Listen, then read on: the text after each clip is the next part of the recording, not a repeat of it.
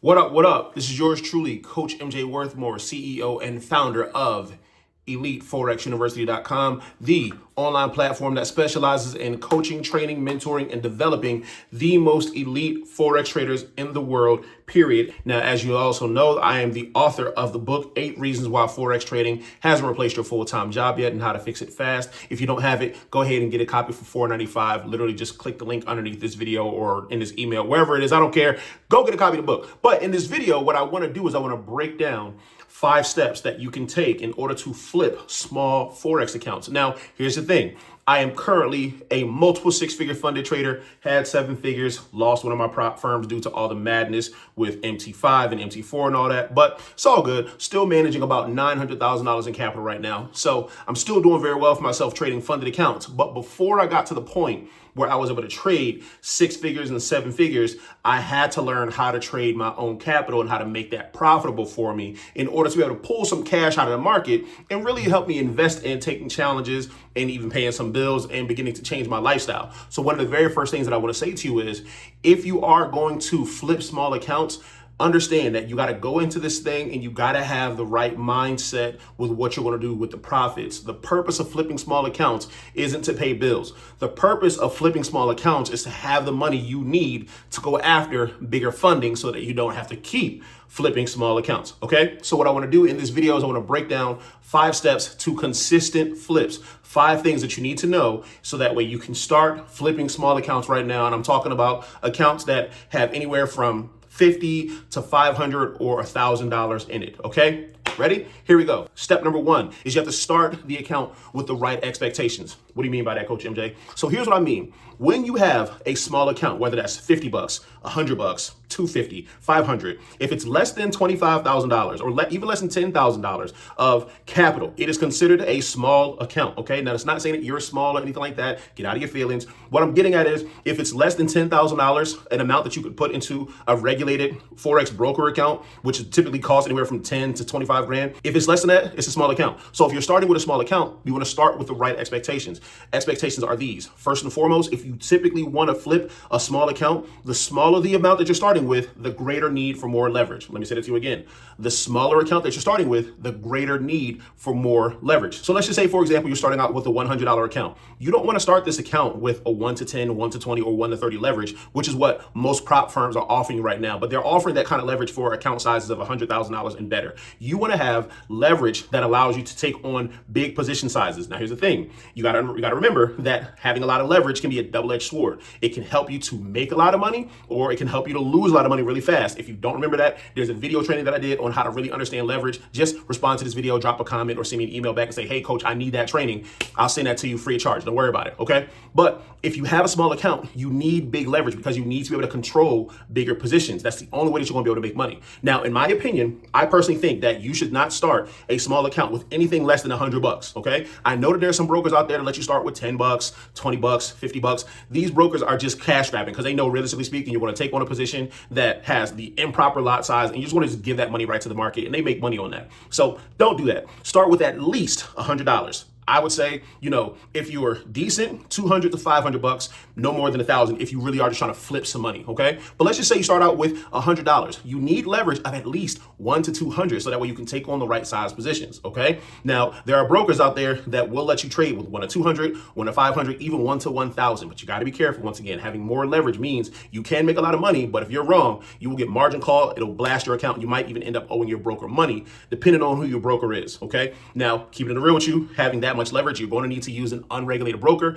The broker that I recommend right now, the one that I'm actually flipping my small accounts with right now, is 24K Markets. If you need that link, I'll go ahead and drop that below. Okay. Now, that's the first expectation. The second expectation is you need to remember that you're trading risk percentages, and the risk percentages need to be bigger in order for you to be able to flip the account faster. What do you mean by that? So you know how, a lot of traders are like, only risk 1% a day or no more than 2% on a single position, blah, blah, blah. Those small percentages, 1%, 2%, no more than 3%, 1% in a single day or a single trade, stuff like that. Those are for people that have very large trading accounts because they know they're playing the long game, okay? So if you got, let's say, $200,000 in funding, a 1% risk for the day is only $2,000. If you lose, hey, you're only down 1%, $2,000. The next day, you can take a 1% risk, hit a 1 to 3 trade, make 6,000. You got your 2,000 right back, your 4,000 in the positive, and that's the kind of money that you can withdraw on a weekly basis, and you can pay some bills with. You can change your car, you can put your kids in a different school, you can have a different house with that kind of income, right? But those are small percentages based on big numbers. Now, if you're flipping a small account with account, like $100, 250, whatever the case is, you're going to have to take bigger risk in order to make these flips happen faster for you. Now,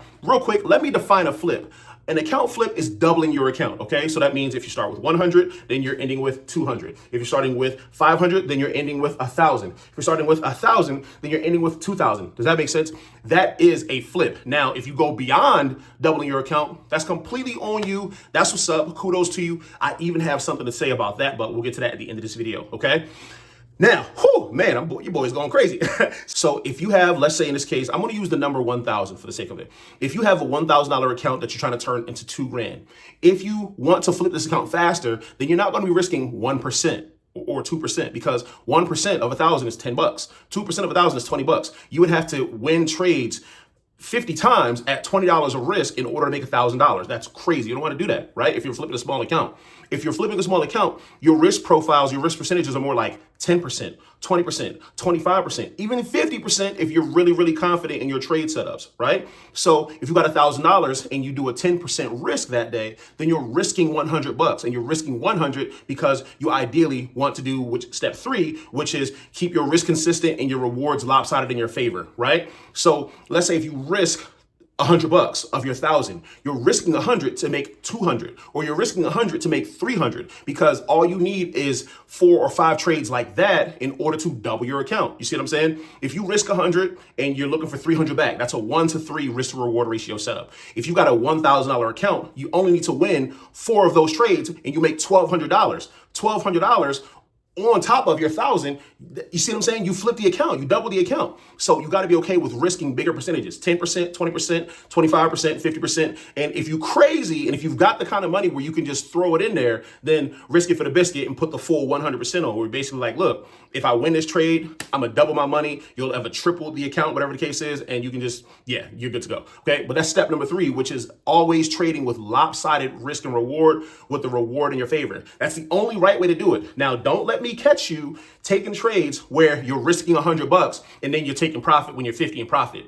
That's step number 4. You can only reward the right behavior, okay? Step 4, only reward the right behavior. What do you mean by reward? Taking profit. Taking profit is a reward, and you only want to reward the right behavior. So if you take a trade and the trade has, let's say, a 20 pip stop loss, and that 20 pip stop loss is equal to 100 bucks, and your trade goes 8 pips in the profit. Well, that 8 pips in the profit, that's not the $100 risk that you took on, right? That's only like, you're only like $40 in profit or something like that. If you risk 100 and you take profit at 40, you're ultimately rewarding the wrong behavior. You're rewarding yourself to take on more risk and cash out with less reward. And if you keep doing that, ultimately, your win rate is going to shift against you and you're going to lose more money than you earn. So that's like the traders that I see all the time. I see them on the freaking internet and on YouTube and Instagram, and I fucking hate that shit. Excuse my French, but I do. I hate it. They'll say, okay, cool, I'm risking 100 bucks on this trade. They risk $100. They see $30 in profit. They take it. Then they take another trade. They risk $100. They see $30 in profit. They take it. And they're like, oh, I'm up 60 bucks. I won 2 out of 2. And everybody's celebrating like, yay, Forex guru. Bullshit. Then they take another trade, risk 100 bucks, see $30 in profit, take it. Hey, I'm 3 for 3, guys. I've got $90 in profit. Everybody's like, Alex is the man. So-and-so is the GOAT, or whoever it is you follow on YouTube. But then they take the 4th trade with the $100 risk, and then that trade goes against them. Next thing you know, the $100 risk takes all of the $90 in profit, and they're down 10 bucks. See, what you don't understand is that they were rewarding the wrong behavior. And if you keep rewarding the wrong behavior, it's always going to come back to bite you in the ass. Because see, in that example, you took 4 trades and you won 3 of those trades, but then you lost 1. So you got a 75% win rate, but you're in a negative. How the hell does that work? It doesn't work. So step 4 is only reward the right behavior, period, in the story. And then Step 5, the most important part. Listen to me. Escúchame. Listen, Linda. The only thing that's important, step number 5, is that when you double the account, pull out your initial investment. Let me say it again for the people in the back. When you double your account, pull out your initial investment, because you want to only trade using house money, all right? So let's just say, hypothetically speaking, you start with a live trading account and it's got $200 in it, okay? And you're doing a 10% risk for a 30% return, right? That means you can't be wrong 10 times in a row. That's the other thing too. You have to keep your risk consistent regardless of your account balance, right? A lot of times traders will start winning and they'll increase the risk. Don't increase the risk, okay? So if you got a $200 account, risk $20. If you lose that trade, you're only down $20. You're down to 180. Take another trade, risk $20. If you lose that trade, you're down another $20. Don't adjust the 10% to your account balance, which is 160, right? Because then if you adjust your account balance, you're only risking $16. You don't want to do that, right? You want to keep trading as if you've got the $200 that you started with, so that if you take that third trade, risking $20, and you win that trade, and let's say that's one of those classic 1-to-3 risk to reward ratio setups, you took a $20 risk, you made $60 in profit, it paid back your 2 losses, you're $20 in profit again. You see what I'm saying? So now the same thing works on the other end. If you take a risk, $20, and your account goes from 200 to 220, right? I'm sorry, not 220, 260, because you took a 1-to-3 setup. You risk $20 of your $200 account, you win that trade. You had a 1-to-3 setup, so your account went to $260.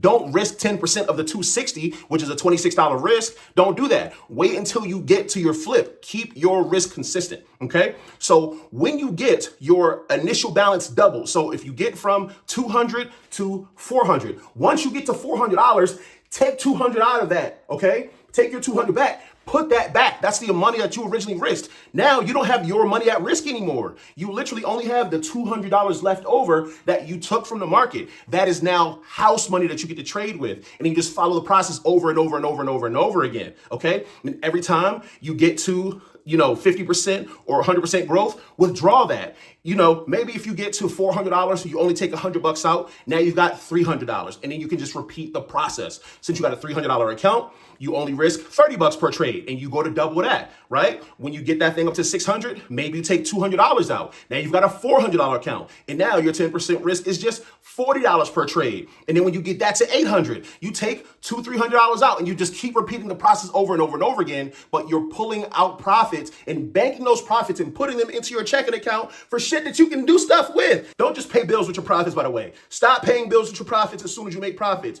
You are not supposed to just make profits just to pay bills. You're supposed to fucking enjoy it. Because if you enjoy the money, you'll keep doing the things that you needed to do in order to make that money in the first place, okay? So that's how you flip small accounts. 5 simple steps. Let me give them to you again. Step number 1 is start with the right expectations. That's step 1. That's the most important one. Start with the right expectations. You want to have a small account, which means you need more risk, more leverage, okay? That's step number 1. Step number 2 is lopsided risk to reward is the only right way to do it, with the lopsided reward being in your favor. It's got to be at least a 1-to-3. I know these 1-to-2s and shit that people talk about on YouTube is popular. 1-to-3 is the name of the game.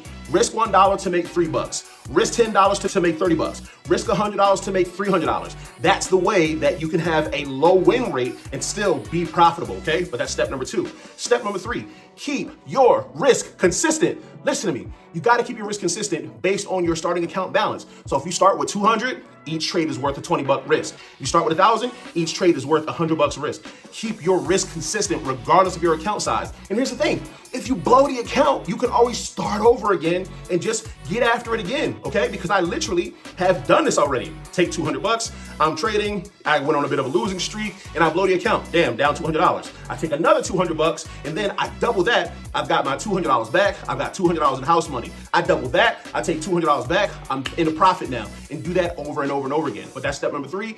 Keep your risk consistent, regardless of the account size, regardless of wins and losses.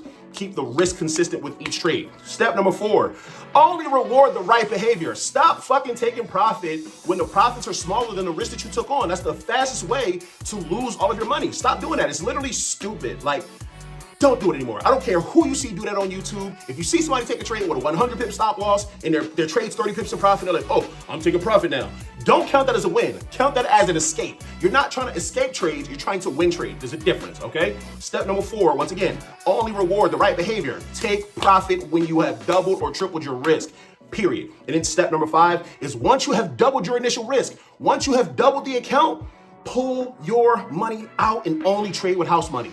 That, my friends, is how you flip small accounts. Now, I know it's crazy, but I hope this helps you because, Lord Jesus, nobody's teaching us the right way. And here at EliteForexUniversity.com, we are going to show you not only the right way to trade, not only the right way to read the charts and the right way to understand fundamental analysis, but the right way to manage your money and manage yourself. I hope you found stupid value in this video, and I hope you see me on the next one. Take care, be blessed. It's yours, Coach MJ Worthmore, and I'm signing off.